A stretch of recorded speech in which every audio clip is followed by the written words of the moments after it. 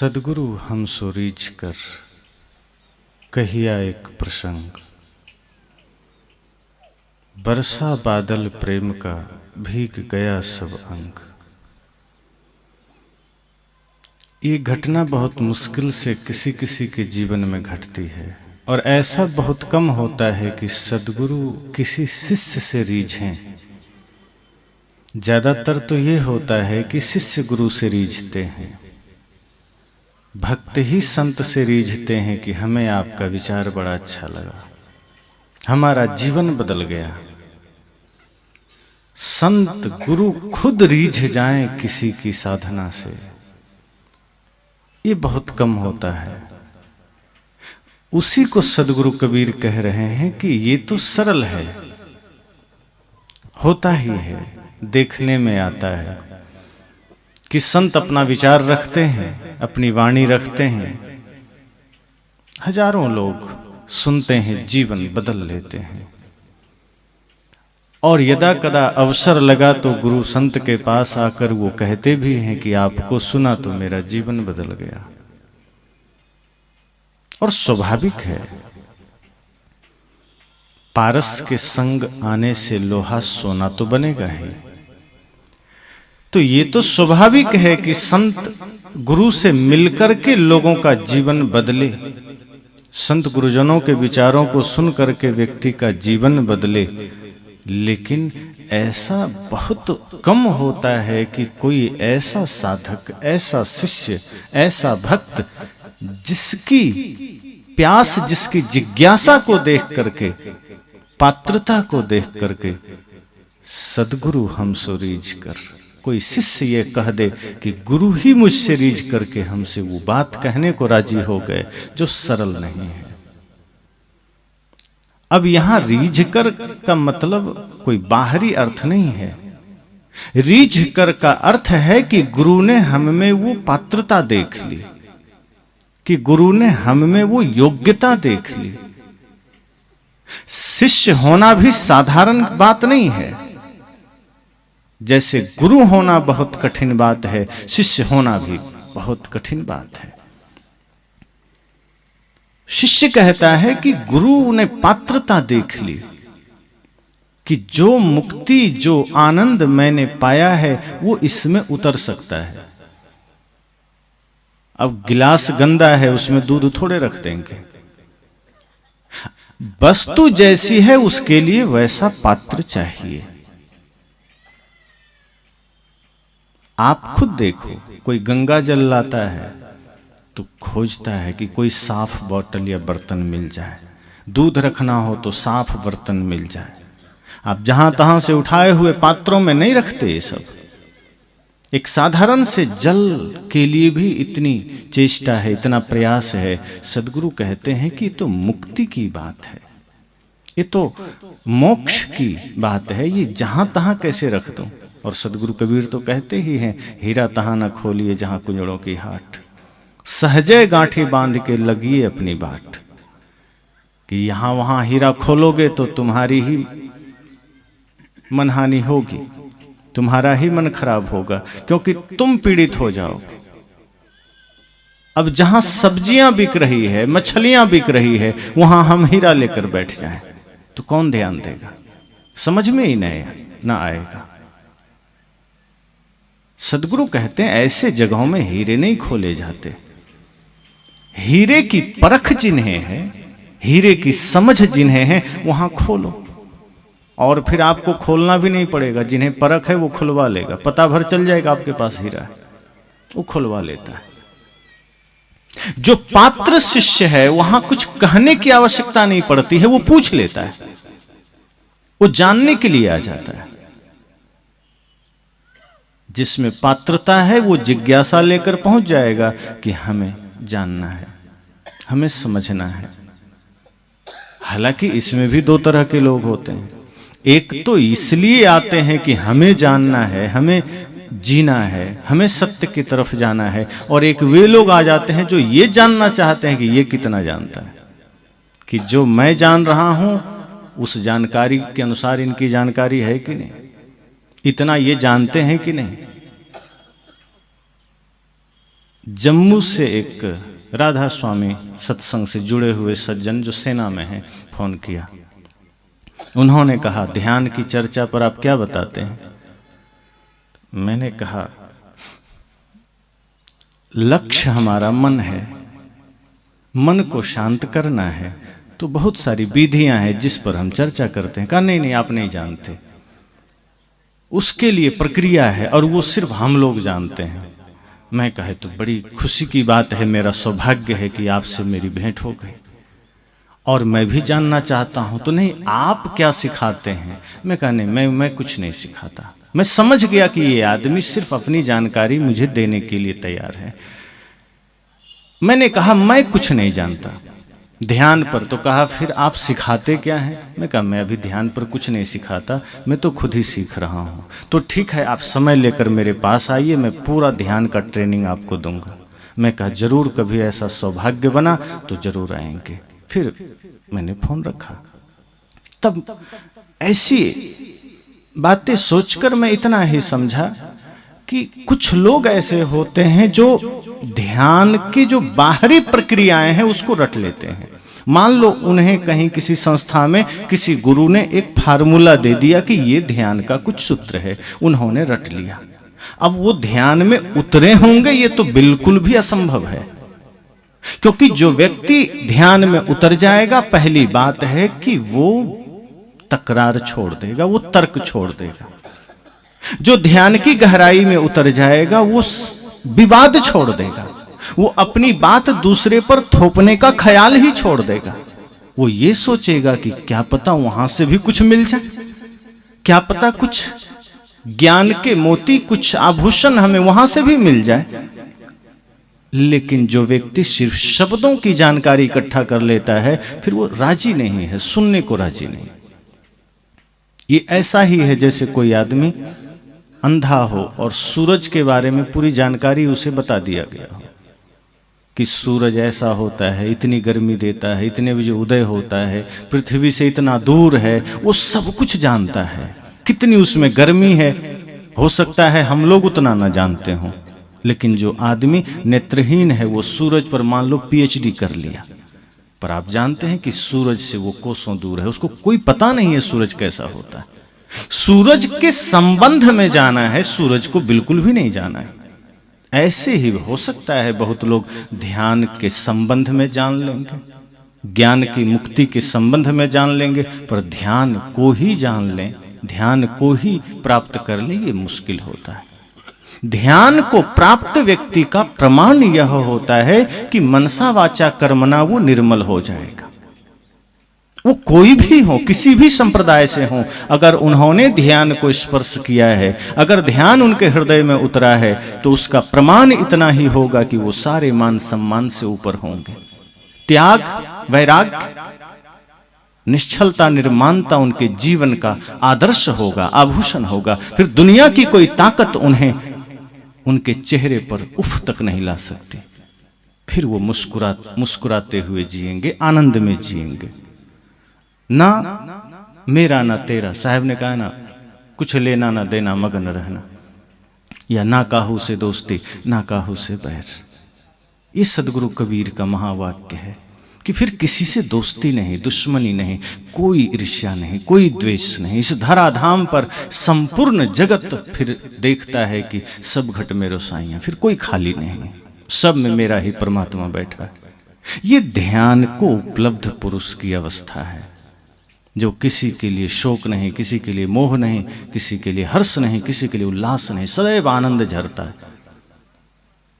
तो ये अवस्था कब होती है? ये अवस्था जब कोई शिष्य उस स्तर पर, जिज्ञासु उस स्तर पर पहुंच जाता है, जब वो सिर्फ मुक्ति की प्यास है, तब वो वही हो जाता है जो गुरु है। तब फिर वो जिज्ञासा लेकर आता है, फिर वो जानना चाहता है कि ज्ञान का मार्ग, मुक्ति का मार्ग क्या है। फिर वो इसलिए नहीं जानना चाहता कि गुरुजी कितना जानते हैं, फिर वो इसलिए नहीं पूछता कि गुरुजी कितना पढ़े हैं, फिर वो इसलिए नहीं पूछता कि गुरुजी शास्त्र पढ़े हैं कि नहीं। एक आदमी ने अभी कुछ ही दिन पहले महाराष्ट्र से फोन किया कि महाराज जी रामायण के बारे में शंका है। मैंने कहा क्या? कहा वर्णन आता है कि राम जी ने जब बाण मारा था तो रावण के तो शीश सब खंडित हो गए थे। तो फिर लक्ष्मण जी जब राजनीतिक शिक्षा लेने गए तो रावण कैसे बोला? मैं कहा वहाँ मैं बैठा तो नहीं था कि मैं देख के बता सकूं। अब ये चर्चा शास्त्रों में आई है, वो कहानी कह दी जाती। अब कोई आदमी प्रत्यक्षदर्शी रहा हो वही स्पष्ट कर सकता है कि रावण बोला कैसे था, लक्ष्मण ने पूछा कैसे था। मैंने कहा कहानी के पीछे से भाव छिपा है कि अगर जानकारी दुश्मन से भी लेनी हो, दुश्मन के पास भी कोई ज्ञान हो और तुम्हें लेने जाना है तो पात्र बनकर जाना होगा। सिर्फ ये शिक्षा लेनी है, वहां कहानी के पीछे नहीं जाना है कि कहानी क्या कहती है, कि कहानी में क्या हो रहा है, रावण क्या है, राम क्या है। हो सकता है कहानियां काल्पनिक हो सकता है कल्पना बहुत सारे बस चीजों की कर दी गई हो, बहुत सारे प्रसंग समझ में ना आवे, समझ से बाहर की बात हो। अब जैसे उसमें प्रसंग आता है रामायण में, है तो बहुत प्रसंग। एक अचानक ख्याल आ गया कि श्रवण कुमार ने अपने माँ बाप को 4 धाम की यात्रा कराने पर ले गए। 4 धाम की यात्रा, ऐसी चर्चा है। अब आप सोचो 4 धाम की यात्रा और 4 धाम की स्थापना आदि गुरु शंकराचार्य जी ने की है, जो कि बहुत बाद में हुई है। तो वो क्या लेकर गए, कहाँ लेकर गए, कौन से 4 धाम में लेकर गए? प्रसंग में जाएंगे, गहराई में जाएंगे, तर्क करेंगे तो वो चीजें छूट जाएगी जो वहां से मिल सकती थी, वो ज्ञान रह जाएगा जो वहां से पाया जा सकता था। कहानियों के पीछे जो उद्देश्य है, लक्ष्मण रावण के पास गए, किस लिए गए वो जानना जरूरी है। ये प्रसंग किस लिए लिखा गया ये समझना जरूरी है। राम चाहते थे कि आगे चल के लक्ष्मण राजनीति में आएगा, समाज को चलाएगा, राज्य को चलाएगा, तो कुछ नीति तो जान ले। चूंकि रावण नीतिविद था, उसके पास नीतियां थी राज्य को, देश को चलाने का। और राम चाहते थे कि वो लक्ष्मण में आ जाए। और पहली नीति ये है कि किसी से कुछ लेना हो तो नीचे होकर लेना होगा, विनम्र होकर लेना होगा, झुक कर लेना होगा। ये उद्देश्य होता है कहानियों का। और ज्यादातर कहानियां काल्पनिक होती है। संतजन जितनी भी कहानियां सुनाते हैं, आप लोग जितनी भी कहानियां पढ़ते हैं, कोई सत्य थोड़े होता है। सुनते हैं ना कि एक राजा था या एक संत थे, ये जितनी भी बातें आती है, एक सेठ था, एक चोर था, इस तरह की हजारों कहानियां आप सुनते हैं। वो कोई सच का थोड़े है, सब कल्पना की है। लेकिन वो कहानियां गढ़ी इसलिए जाती है कि कहानियों के माध्यम से, रूपक के माध्यम से हमारा मन जल्दी राजी होता है, हम जल्दी समझ पाते हैं बातों को। वो सत्य नहीं है तो कोई भी कहानियों के पीछे, कोई भी विचार के पीछे के सत्य को हमें देखना चाहिए।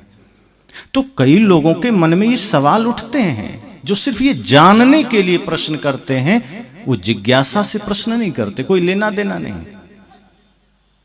सदगुरु आचार्य श्री धर्मस्वरूप साहिब जी से एक व्यक्ति ने एक बार पूछा था कि गुरुदेव, हनुमान जी जब लंका जा रहे थे तो जाने के क्रम में एक पैर जब पर्वत पर रखे थे तो पर्वत तुरंत पाताल में चला गया था। जेहिगिरि चरण दिए हनुमंता, सो चली गयो पाताल तुरंता। तो गुरुदेव मैं ये जानना चाहता हूं, फिर हनुमान जी ने दूसरा पैर कहाँ रखा? गुरुदेव सिर पकड़ लिए, कहे रामायण में इतनी ज्ञान की बातें हैं, वो नहीं दिखा। हनुमान जी ने दूसरा पैर कहाँ रखा ये खोज रहे हो? तुमरे जैसे पाखंडी के सिर पर रख दिए होंगे। आदमी चुप हो गया। कहा उसमें भाई प्रेम, भातृत्व प्रेम की चर्चा है, गुरु शिष्य की चर्चा है, माता पिता की सेवा के बारे में बात आई है, पति पत्नी के रिश्तों की बात आई है। वो सारे मोतियां तुम्हें नजर ना आई। छांट करके तुम्हें यही मिला कि हनुमान जी ने दूसरा पैर कहां रखा। अरे जानना ही है तो रामायण के वो रहस्य को जानो, जो रहस्य तुम्हारे भी जीवन को पुष्पित पल्लवित कर सकता है, आनंदित कर सकता है। राम के उस मर्यादा को जानो। जानना ही है तो लक्ष्मण के त्याग को जानो, सीता के त्याग को जानो। जानना ही है तो शबरी को जानो। निषाद को जानो, केवट को जानो, इन लोगों को जानो, हनुमान को जानो, जो शक्ति से संपन्न है, भक्ति से संपन्न है। बल अतुलित है लेकिन अहंकार शून्य है। अभी अपने पास थोड़ा धन वैभव बल आ जाए, अहंकार सिर पर खड़ा होता है। सदगुरु ने कहा जानना है तो रामायण के इन हिस्सों को जानो, ये मोतियां हैं। तो ऐसे ही कुछ लोग तो चेष्टा भी नहीं करते कि हम जीवन में पात्र बन सकें। सदगुरु कहते हैं कि नहीं, सदगुरु तब रीझेंगे जब तुम पात्र बन जाओगे, जब तुम योग्य बन जाओगे। ऐसे तो गुरु संतों की वाणियां सुनकर सामान्य व्यवहारिक परिवर्तन बहुत लोग कर लेते हैं। नशा छोड़ देंगे, दुर्व्यसन छोड़ देंगे, बड़ी बात है, ये भी छोटी नहीं है। अगर कोई प्रवचन सुनकर के नशा छोड़ रहा है, ये साधारण बात नहीं है, मैं धन्यवाद देता हूं।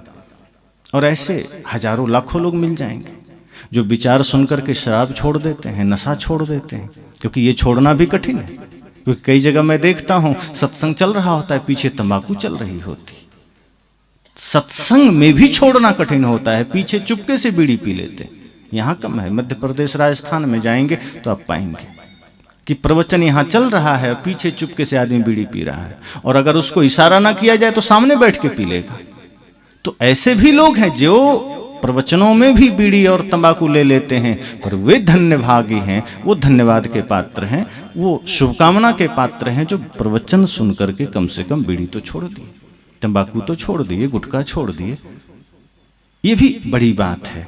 तो ऐसा तो ज्यादातर लोग कर लेते हैं, लेकिन विचार सुनकर के जो अपने जीवन को, अपने शरीर को मुक्ति का साधन बना ले, ये बहुत कम बिरले होते हैं। और जो व्यक्ति सत्संग सुन करके अपने शरीर को चरितार्थ कर दे साधन धाम मोक्ष कर द्वारा, जो चरितार्थ कर दे कि ये शरीर सिर्फ मुक्ति के लिए मिला है, फिर सदगुरु रीझ जाते हैं, फिर सदगुरु प्रसन्न हो जाते हैं कि मिल गया मुझे पात्र जिसमें मैं अपना सारा दिव्यतम ज्ञान उतार सकता हूं, वरना रिक्त ही रह जाता संसार।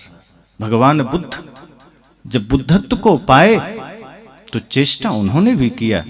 पहले तो मन किया होगा कि कहां संसार में जाएंगे, किसको सिखाएंगे, लेकिन फिर ध्यान आया कि जिस पीड़ा से मैं पीड़ित था, जिस परेशानी में मैं था, उससे मैं निकला हूं, मैंने वो शांति पाई है, इस पर मेरा अकेले का अधिकार नहीं है, संसार का भी है। इसलिए फिर वो संसार में देने निकले। लाखों करोड़ों को दिया, पर कितने बुद्ध खड़े हुए, कितने पात्र मिले? 2-4 मिले होंगे, हालांकि बुद्ध जैसे ना बन पाए, लेकिन वो पात्रता अर्जित की उन्होंने, जो बुद्ध के प्रिय कुछ शिष्यों में आते हैं, जो उस अवस्था को प्राप्त हो गए। ज्ञान तो सबको मिला, बुद्ध का संदेश तो देश विदेश में मिला, पात्रता कितनी मिली? ऐसे ही आप अपनी श्रृंखलाओं में देखिए, वर्तमान महान पुरुषों को देखिए, वर्तमान गुरुओं को देखिए। ऐसे महानतम संत जो अपने जीवन में मुक्ति की साधना करते हैं, सत्य की साधना करते हैं, जब उन्हें लगता है कि अब ये संपूर्ण ज्ञान कोई एक पात्र में देना है, तब वो चेष्टा करते हैं कि कौन पात्र है जिसे मैं दूं, खोजते हैं, प्रयास करते हैं। और जब कोई मिल गया तब गुरु प्रसन्न हो जाता है कि नहीं, खाली नहीं जाएगा, कोई तो मिल गया। सदगुरु हम सो रीझ कर कहिया एक प्रसंग। और यदि शिष्य वैसा मिल गया, पात्र वैसा मिल गया। अब यहां ये भी बात हो सकती है कि गुरु बड़ा अहंकारी है, उसको लगता है कि हमारा ज्ञान सब में आएगा ही नहीं।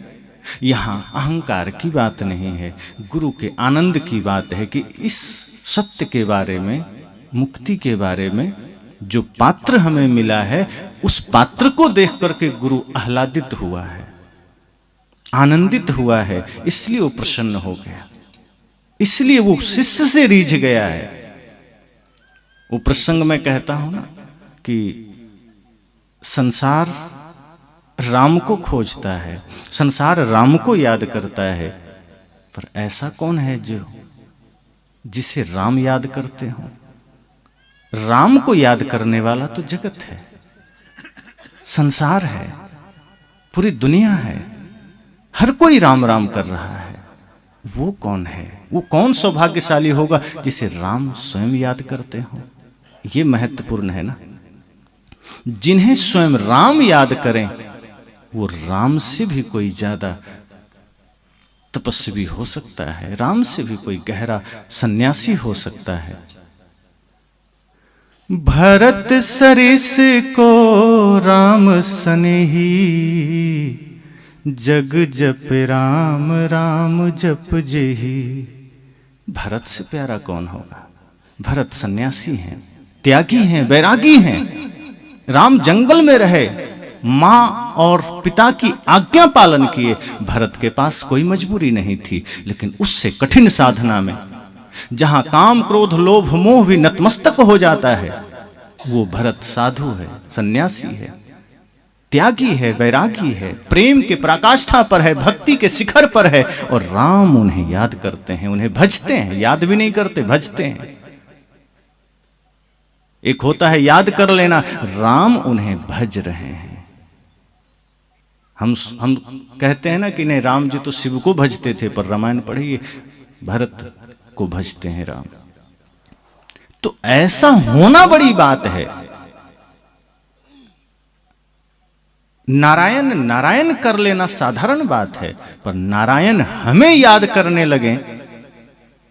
और सदगुरु कबीर तो कहते हैं, यह मन तो शीतल भया जैसे गंगा नीर, पीछे पीछे हरि फिरे कहत कबीर कबीर।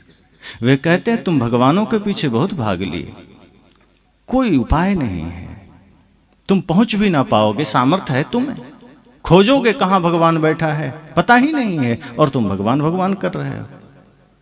जब पता ही मालूम नहीं है परमात्मा कहां है, तो उसके पीछे भागने की जरूरत क्या है? तुम पा नहीं सकोगे, पकड़ नहीं पाओगे। तो शिष्यों ने कहा फिर क्या करें? कहा उपाय है। अगर तुम व्यवस्था ऐसी कर लो कि परमात्मा खुद आ जाए, तुम खोजने जाओ, ये तो कठिन बात है, पता मालूम नहीं है, पर यह संभव है कि तुम ऐसा कुछ कर लो कि उसे खुद आना पड़ जाए। तो क्या करना है? सदगुरु कहते हैं, यह मन तो शीतल भया, मन शीतल कर लो। सहज नहीं है, सुनना सरल लगता है मन शीतल कर लेना। तो क्या करें? मन को फ्रिज में रख दें, कैसे शीतल होगा? कि बर्फ का गोला सिर पर रख लें। मन ये बाहरी प्रक्रियाओं से शीतल तो नहीं होगा ना।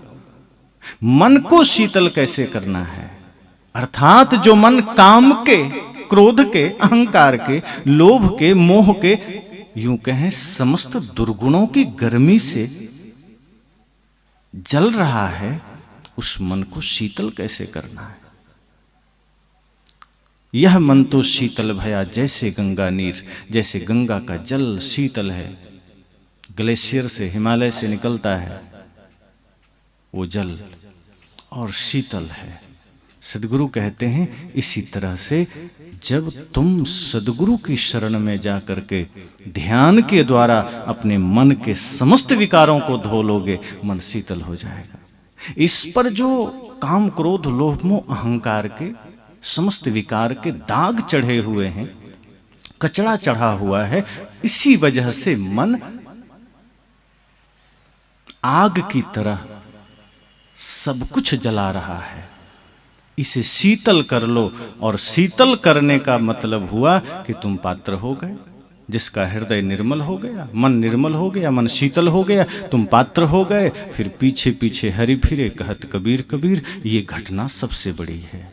हरि के पीछे भागना, भगवान के पीछे भागना तो सब कर रहा है। सुबह उठा, हम अगरबत्ती जलाते हैं, भगवान को दिया दिखा देते हैं, कहीं मंदिर गए हाथ जोड़ लेते हैं, कहीं तीर्थों में चले गए, कहीं पहाड़ों में चले गए, कहीं किसी मंदिर में चले गए। हम तो कहीं ना कहीं जा रहे हैं, मिलता कहीं नहीं है। परमात्मा की खोज कहीं पूरी नहीं हुई, बाहर हम जा रहे हैं, खोज रहे हैं, पाने की चेष्टा कर रहे हैं। ये एक सामान्य सी बात हो गई। अब कोई आदमी कहता है मैं रोज मंदिर जाता हूं, आप आश्चर्य में नहीं पड़ते। मैं रोज भगवान के मंदिर जा रहा हूं, आपको कोई आश्चर्य नहीं होता। आप कहते हैं हाँ ये तो सब जाता है, ये तो चोर भी जाता है, उसे भी चोरी करना है तो मंदिर चला जाता है, वो भी सोचता है आशीर्वाद मिल जाए तो शायद हम चोरी अच्छे से कर लेंगे। शराबी भी जाता है, जो दूसरों की जेब काटने वाला है, भ्रष्टाचार करने वाला नेता, वो भी मंदिर जाता है, बल्कि वो तो घर ही मंदिर बना लेता है, घर में ही मूर्तियां स्थापित कर लेता है। बड़े बड़े कहलाने वाले जो पूंजीपति हैं, उद्योगपति हैं या नेता हैं, उनको देखो, देखने से लगेगा उनसे बड़ा धार्मिक आदमी खोजना मुश्किल है। ये बड़ी सामान्य सी बात है, पर ये कहीं सुना है कि स्वयं भगवान किसी के घर जा रहे हों, स्वयं भगवान ही किसी को पुकार रहे हों, स्वयं भगवान ही किसी को बुला रहे हों, और ऐसी घटना कभी घट भी जाए तो हमें तो भगवान ने देखा कि हम तो यहां वहां लगे हुए हैं। अगर कभी ऐसी घटना घट भी जाए कि मानो राम ही आ जाए हमारे द्वार, तो क्या होगा? द्वारे तेरे राम जी, सदगुरु कबीर कहते हैं, मिलहु कबीरा मोहे, तैं तो सब में मिले रहा, मैं ना मिलूंगा तो। अगर कभी कृपा करके राम आ भी गए, सदगुरु कहते हैं द्वारे तेरे राम जी, तेरे द्वार पर राम जी आ गए, मान लो आ गए, लेकिन उन्होंने देखा, आते ही आवाज दिया पहले, जैसे आप किसी के घर जाते हैं कि अरे कोई है, मैं आया आपसे मिलने, राम भी कह रहे हैं द्वारे तेरे राम जी, मिलहु कबीरा मोह।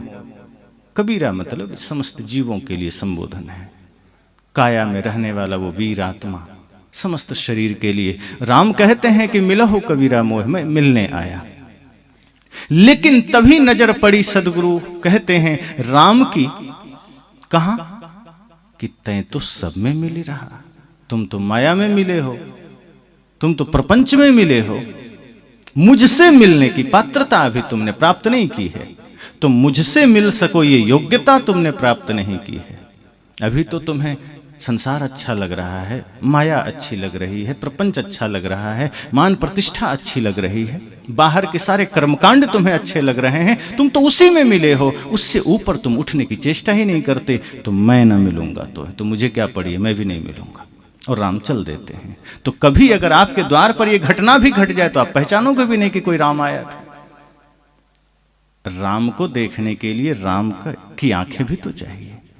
सदगुरु कबीर कहते हैं कि सत्य को समझने के लिए सत्य की आंखें भी तो चाहिए, वरना कितने राम हमारे अगल बगल गुजर के निकल जाएंगे। हम तो धनुष को ही खोजेंगे कि हाँ कोई धनुष होना चाहिए हाथ में। राम हम पहचानेंगे कैसे? हमें बता दिया गया कि हमेशा धनुष रखते थे। अब जब विश्वास तो हम तभी करेंगे, और मुझे तो लगता है अगर कभी सच में धनुष लेकर भी आ जाए तो हम सोचेंगे बहुत रुपया होगा, हम लोग विश्वास ही नहीं करेंगे, क्योंकि हमें खुद पता है कि राम इतना सरल नहीं आना। कृष्ण आ जाए, मुकुट लगाए, पंख लगाए, तो आदमी अभी धक्के मार के निकाल देगा कि कोई बहुरूपिया आ गया। कृष्ण ही होगा ये गारंटी थोड़े है।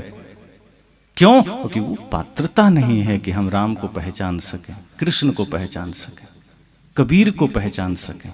सदगुरु कहते हैं उन्हें पहचानना हो तो वो आंखें अपनी निर्मित करनी पड़ती है, वो पात्रता खुद हासिल करनी पड़ती है, और कर लोगे तो फिर देखोगे कि सब में तुम्हें वही राम नजर आ गया। कर लोगे तो फिर तुम देखोगे कि सब में वही कृष्ण नजर आ गया, फिर वही कबीर नजर आ गया। तो ये पात्रता जिसमें हो जाए, सदगुरु फिर रीझ जाते हैं। और कहिया एक प्रसंग, क्या प्रसंग, कौन सा प्रसंग कहा होगा? कोई किस्सा कहानी तो नहीं कहा होगा। सदगुरु रीझ करके कोई आकाश पताल की भी बात नहीं किए होंगे, दिल्ली मुंबई की भी बात नहीं किए होंगे, खाने पीने की भी बात नहीं किए होंगे।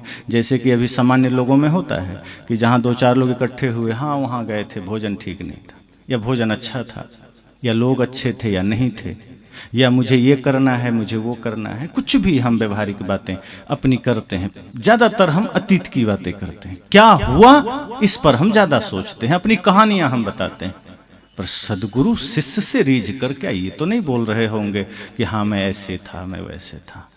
कहिया एक प्रसंग, सदगुरु कोई प्रसंग कहना चाहें, वो प्रसंग क्या हो सकता है सिवाय सत्य के, सिवाय मोक्ष के? सुनने में संसार के लिए यह मोक्ष या सत्य बड़ा साधारण सी बात लगती है, ये तो साधुओं का काम है।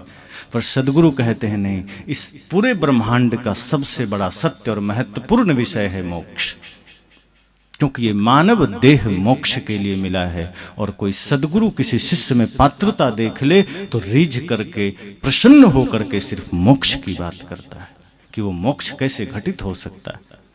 और जब शिष्य की पात्रता तैयार होती है, शिष्य योग्य होता है, और गुरु जब मुक्ति की बात करते हैं, मोक्ष की बात करते हैं, तब होता क्या है? वर्षा बादल प्रेम का। फिर प्रेम की वर्षा होती है, आनंद की वर्षा होती है। फिर वहाँ भूल जाते हैं कि संसार में क्या हो रहा है, फिर वो ध्यान केंद्रित हो जाता है, फिर हम भीतर के आनंद से जुड़ जाते हैं। फिर संसार क्या हो रहा है कुछ पता नहीं, बगल से कुत्ता भौंका कि बच्चे चिल्लाए कि गाड़ियां गुजरी कि लोग लड़े कि झगड़े, कोई फर्क नहीं पड़ता। ध्यान जब गहरा होगा, ध्यान केंद्रित होगा, तो पूर्ण होश की अवस्था होगी, और उसमें हम स्वयं से इतना जुड़ जाएंगे, इतना गहरे उतर जाएंगे कि फिर संसार आपस में लड़ता रहेगा, उलझता रहेगा, कांव कांव होता रहेगा, हमारा मन वहां नहीं जा सकता। सदगुरु कहते हैं फिर वर्षा बादल प्रेम का, फिर प्रेम की वर्षा होगी। जैसे एक गुरु अपने शिष्य को ध्यान सिखा रहे थे, सुना होगा आपने, तो बहुत से शिष्य आए थे, तीसरी चौथी मंजिल थी, गुरु वहीं बैठे ध्यान में, शिष्य को ध्यान सिखाना था, तो 40-50 की संख्या में साधक बैठे थे। गुरु ने कहा ध्यान हमें करना है, आरंभ करो। कुछ प्रक्रियाएं गुरु ने बताई, उसके बाद गुरु ने आंखें बंद कर ली, शिष्यों से कहा अब तुम भी आंखें बंद करके और कुछ विधियों को पालन करते हुए ध्यान के गहराई में उतरो। तभी अचानक भूकंप आया, धरती हिली, तो शिष्यों ने आंख खोल लिया, कहा अरे धरती कंप रही है। वो देखा गुरु की आंख बंद है, थोड़ा साहस किया, सोचा हो सकता है कुछ भ्रम हो, फिर देखा और तेज कंपी। अब सब जाग गए, ध्यान से उठ गए, खड़े हो गए, कहा गुरुजी बंद करो ध्यान, चलो नीचे। जीवन रहा तो बहुत ध्यान हो जाएगा, मर ही गए तो क्या ध्यान होगा। लेकिन गुरुजी के तो आंख बंद हैं, खुल ही नहीं रहा, चेहरा पर कोई तनाव नहीं, शांति है, लगा जैसे गुरुजी एकदम पूर्ण समाधिस्थ हो गए। शिष्यों ने कहा अरे गुरुजी जल्दी चलो, जीवन रहा तो फिर ध्यान कर लेंगे, अगला सत्र कर लेंगे, अभी भागो। फिर भी गुरुजी के चेहरे पर कोई हलचल नहीं। शिष्यों ने कहा इनके तो आगे पीछे कोई नहीं है, फक्कड़ फकीर है, हमारे तो आगे पीछे परिवार है, कुछ हो गया तो रोना होगा सबको, क्या होगा, भागो, इनको रहनो यहीं छोड़ो, गुरुजी को छोड़ो यहीं, इनका कौन रोने वाला है। सब भाग गया नीचे। थोड़ी देर में मामला शांत हुआ, भूकंप शांत हुआ, फिर सब शिष्य ऊपर आए, देखा गुरुजी अभी भी आंख बंद किए। सब हैरान हुए, कहा गुरुजी आप भागे नहीं, आपको मृत्यु से डर नहीं लगा। गुरुजी ने धीरे से कहा हम भी भागे। कहा क्या मजाक करते हैं, हम लोग बहुत देर तक आपकी प्रतीक्षा किए, हम नीचे भी गए, हम भागे, आप तो यहीं बैठे रहे। कहा तुम जिस चीज से भाग रहे थे, मृत्यु से, वो तुम जहां भी गए वहां भी थी। संसार में तुम कहां चले जाओगे मृत्यु से बचकर? कोई उपाय है क्या? तुम ये गारंटी लोगे कि तुम जहां गए वहां मृत्यु नहीं थी? तो तुम एक जगह से भागकर दूसरी जगह गए जहां मृत्यु है। यहां तुम्हें लगा मृत्यु है, तुम जहां जाओ वहां मृत्यु है, कदम कदम पर मृत्यु है, संसार में तो चारों तरफ मृत्यु है। तो तुम भागे भी तो वहां जहां ऑलरेडी मृत्यु है। तो गुरुजी आप, कहा मैं भी भागा, लेकिन मैं वहां भागा जहां मृत्यु नहीं है। तो कहां? मैं भीतर भागा। बाहर संसार में मृत्यु है, बाहर प्रकृति के अधीन है सब कुछ। मैं अपने स्वरूप में आ गया, मैं अपने आप में आ गया जहां काल का कोई बस नहीं चलता। मैं तो निज धाम में आ गया। तब शिष्यों ने कहा गुरुजी भूल हुई, हमें तो लगा कि हम आपको भी बचा लेंगे, पर हम बचेंगे किससे और कहां और किसको बचाएंगे? जो शरीर पहले से ही काल का है उसको बचा लेंगे। कितनी बचकानी बात लगती है कि जो शरीर ही काल का है हम उसे कह रहे हैं हम उससे बचा लेंगे।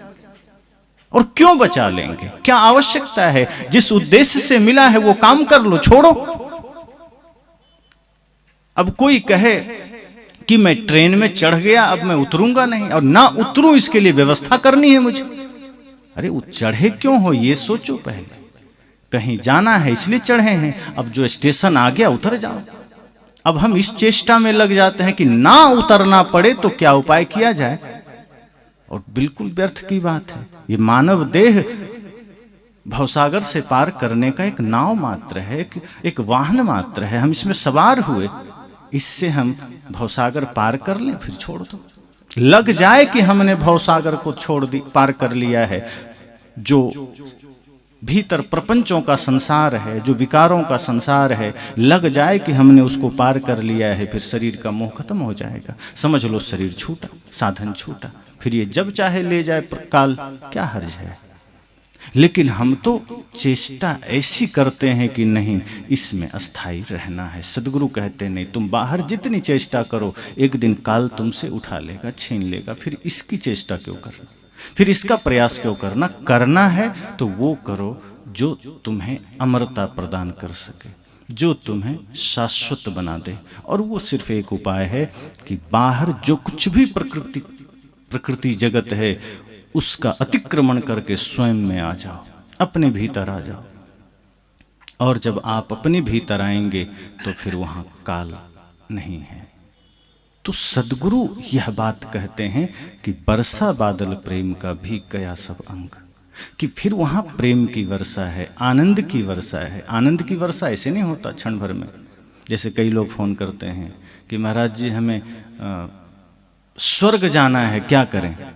तो मैं कहा मेरे पास कोई एजेंसी थोड़े है स्वर्ग का टिकट में बेचता हूँ, ऐसे थोड़े होता है।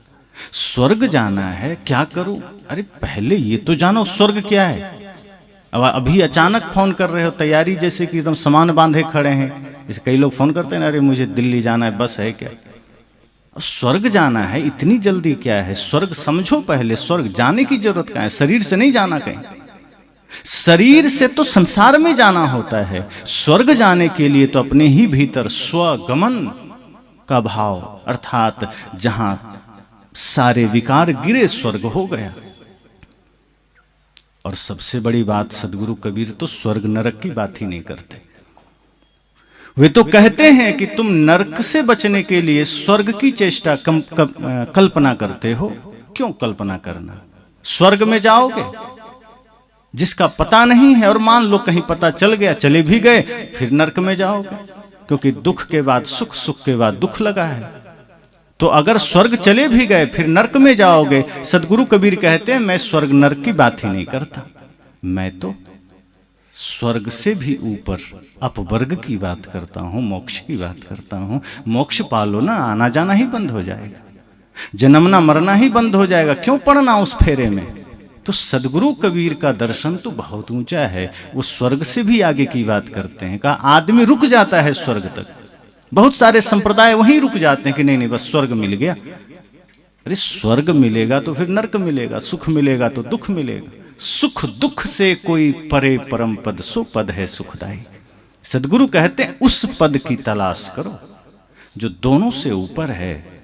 तो वही अवस्था है वर्षा बादल प्रेम का, वो अवस्था है प्रेम की अवस्था। जब मोक्ष की घटना घटित होगी, जब मोक्ष का भाव घटित होगा, तो चारों तरफ आनंद की वर्षा होगी। भीग गया सब अंग का मतलब सिर्फ शरीर का भीगना नहीं है कि शरीर भीग गया। सदगुरु कहते हैं फिर मन तन रोम रोम जीवन संपूर्ण सत्य से रंग जाएगा, सत्य से सराबोर हो जाएगा। फिर आपके भी जीवन से सदैव सत्य बहेगा, प्रेम बहेगा। फिर आपको चेष्टा नहीं करनी पड़ेगी, याद नहीं करना पड़ेगा कि मुझे सत्य बोलना है। फिर कोई झूठ भी बोले, कोई कुछ भी करे, आपके भीतर से सत्य ही झरेगा। जैसे अभी ऐसा तो नहीं होता ना, अभी हम बहुत संभाल के बोलते हैं कि कहीं झूठ ना निकल जाए। क्यों? क्योंकि झूठ है तभी तो निकलेगा। क्रोध ना निकल जाए, क्यों? क्योंकि क्रोध है। कहीं हमसे किसी की आलोचना ना हो जाए, किसी की निंदा ना हो जाए, किसी से ईर्ष्या ना हो जाए, हम किसी के बारे में कुछ गलत निर्णय ना खड़ा कर लें।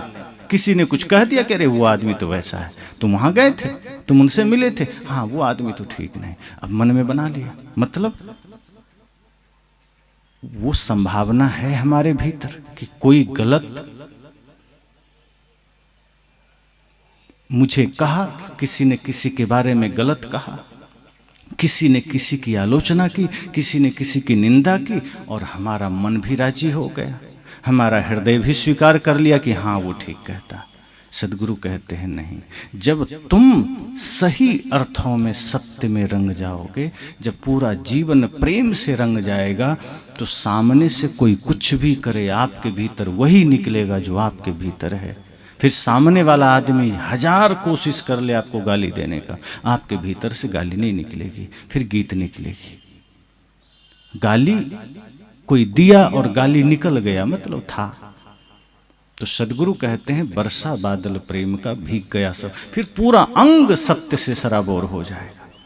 फिर दुनिया चेष्टा भी कर ले, उपाय भी कर ले आपको कि हम चलो इनको भी क्रोध दिला देंगे। जैसे कई लोग होते हैं ना कि नहीं मैं तो अब सन्यासी बन गया, अब मुझे क्रोध नहीं आता। पर जो आरंभ में है, अभी चल रहे हैं, तो क्रोध भी आएगा, क्योंकि जन्म जन्म का विकार है। अभी तो नहीं कह सकते कि नहीं आएगा, वो तो नहीं आने का मतलब फिर बुद्धि ही हो जाना, तो वो अवस्था तो आगे की अवस्था है। और कोई कोई कम उम्र में भी ये प्राप्त कर लेते हैं, कुछ लोगों को लंबी साधना करनी पड़ती है।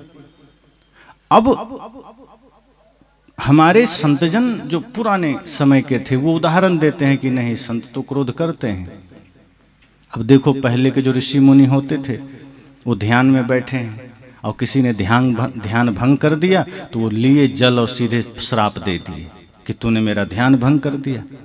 अब आश्चर्य की बात हो, कैसा ध्यान था जो भंग हो गया? और भंग कर दिया तो सीधे क्रोध जागृत हुआ।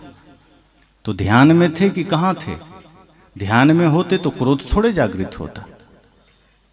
तो ध्यान है भीतर और क्रोध जागृत हो रहा है, ये तो उल्टी बात है।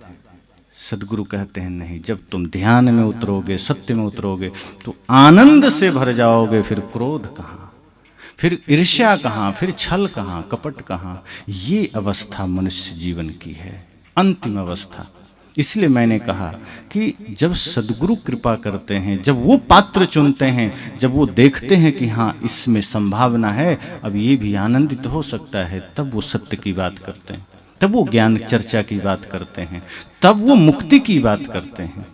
और उस मुक्ति के आनंद में जब हम सराबोर होते हैं, अंग अंग रोम रोम भीगता है, कण कण भीगता है, फिर हम उस आनंद से इतने आनंदित होते हैं कि फिर हम ये भूल जाते हैं कि हाँ शरीर कहाँ, संसार कहाँ, रिश्ते नाते कहाँ। फिर तब अनुभव होता है कि नहीं, वास्तव में जो यह देह मिली थी, उस देह का उद्देश्य पूरा हुआ। अब तक तो यूं ही गंवाया, अब तक तो यूं ही यहाँ वहाँ किया, लेकिन अब वो किया है, अब पाया है, अब मिला है, अब सदगुरु ने भेद बताया है। भजन सुनते हैं ना, अब पाया है सदगुरु ने भेद बताया है। पर इस मुक्ति की बात के लिए हम चेष्टा नहीं करते। कितने लोग हैं जो अपने फोन में प्रवचन सुनने के लिए सर्च करते हैं कि मोक्ष कैसे मिलेगा, मुक्ति कैसे मिलेगी।